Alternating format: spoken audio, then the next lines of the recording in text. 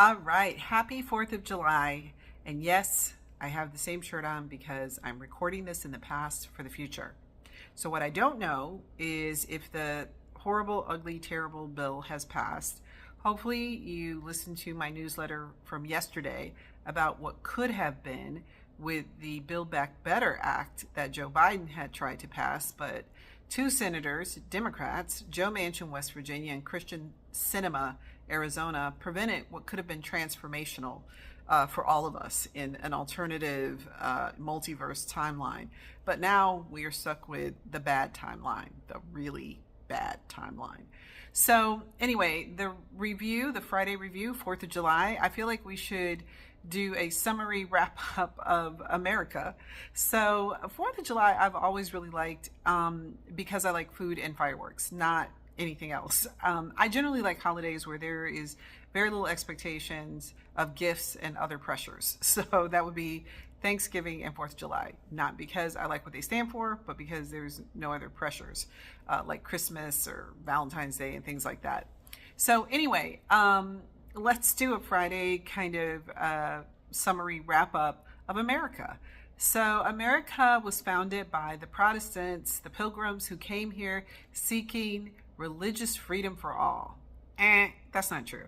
They came here because they wanted to exercise an extreme type of religion, and they were angry at the church in England, and they were really wild.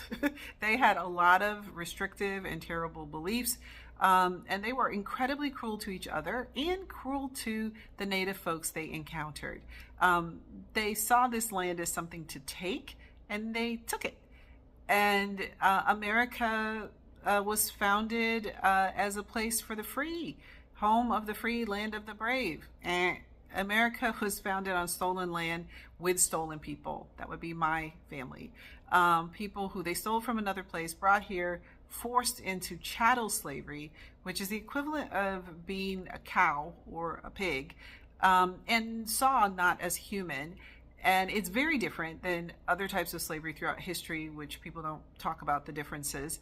And the United States built itself as a country that was founded in freedom and democracy, but it wasn't. It was actually founded in what we would call a Herrenvolk democracy, which is a democracy for and by white people, and for a certain class of white people at that.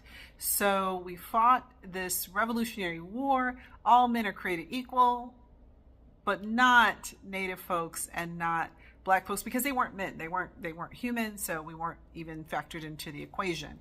And then we fought a civil war that the Chief Justice wrongly thinks we fought a civil war to eliminate discrimination.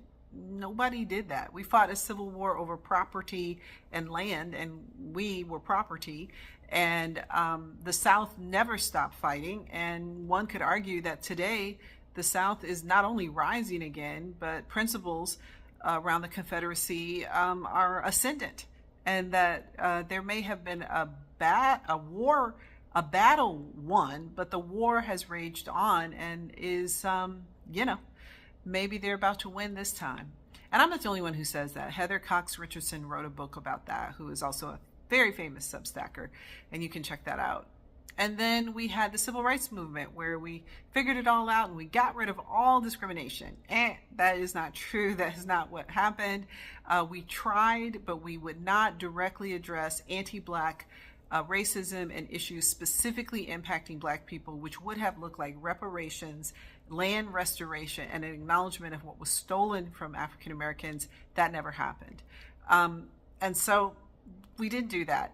And now here we are today at the end of our time in America, where it looks like we're headed toward a restoration of things gone past. I mean, maybe is it a restoration, or is it just a reassertion of things that really never died, right? So, wrapping up this week in America, we have the horrible, terrible bill, which basically seeks to reinstate a Herrenvolk democracy, a democracy for and by wealthy white people, primarily Protestants. They'll let a few in at first, but they'll eventually get to marginalizing them too. We've seen the green card holders and the threats to people who are here through naturalization by ICE.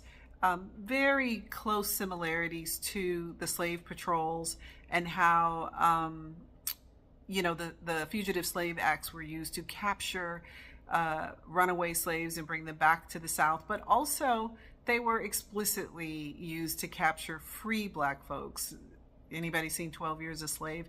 And take them to the South. It didn't matter. It was a police state, and the public rose up. The public fought with federal officials to free people, kind of like the public's doing now. Everything old is new again in the United States. And then we had a crazy tweet from Laura Loomer, who sounds like a lunatic, but is in fact a close confidant of the President of the United States regarding his alligator Alcatraz, or whatever he wants to call it, in the swamps in Florida where they intend to take people. And Laura Loomer said something very interesting. She said, well, if the alligators are hungry, we have 65 million meals to feed them. So 65 million, that's the total number of Hispanic Latinx people in the United States. Has nothing to do with immigration status. That's just people whose ethnicity is Hispanic Latinx. People should hear that. She feels that 65 million of you, meaning all of you, should be removed, and we should be sent back to the fields. Donald Trump frequently talks about all these jobs Black people can have. He doesn't care about my law degree. He doesn't care if you have a PhD. You should get back to those Black jobs, and that is literally what he means. And so I wrote about that. I wrote about the terrible, horrible bill, talked about the fact that there was another timeline where Build Back Better could have been passed, but Joe Manchin chose wealth, Heron and Volk, chose big industry over his constituents. And I don't know what Kristen Sinema of Arizona chose when she and he voted against the Build Back Better. And what else did we talk about this week? Oh, Shari G, she pronounces it Shari, and me, Sherry, I pronounce it Sherry because my mom did. We had a great conversation about cybersecurity, about diversity, about what you should think about when you're traveling, about how we should think about addressing this administration, how we can work together collaboratively. It was a great conversation. And I hit 1,000 subscribers on Substack, which is so exciting, so special for me. I'm so excited for what's to come. I have some very exciting things to share with folks next week. Now that we have crested and went over the 1K subscribers, I have some propositions for you. I want to get your input about what's next and how we grow this into a sustainable project. I was thinking about how in the old days, artists and writers had patrons. They had the wealthy folks who paid for Leonardo da Vinci to do his work, or whoever, and I suppose maybe there are people who have that deal today. I don't know anybody. I don't have anybody doing that.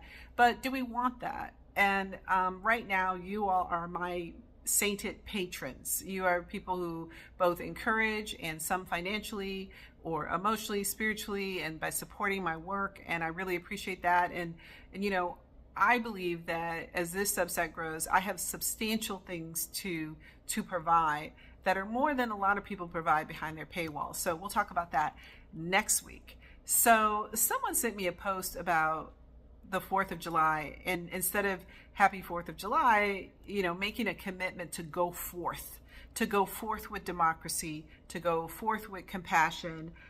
There's like a list, and I want to look it up if I can find it on my Substack here. I'm always so slow about what I've posted or what I've reposted, but I think this might come up. Of course, when you want to find something, it does not come up, because why would it come up? Because you want to find it. And then as soon as you don't want to find it, it's just sitting there looking at you, staring at you like, haha. Okay, so what it is of all the people, by all the people, for all the people, from this day forth. And so I think we could look at this 4th of July, like, what are we going to do from this day forth?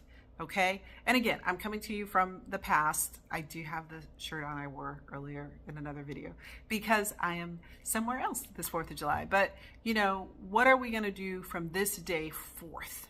That is a question we should answer. And Paula from Substack gave me that nice little thing there to think about. So I want to leave that for you to think about on this 4th of July. What are you going to do from this day forth to move this country into a different direction so we can somehow get off this timeline.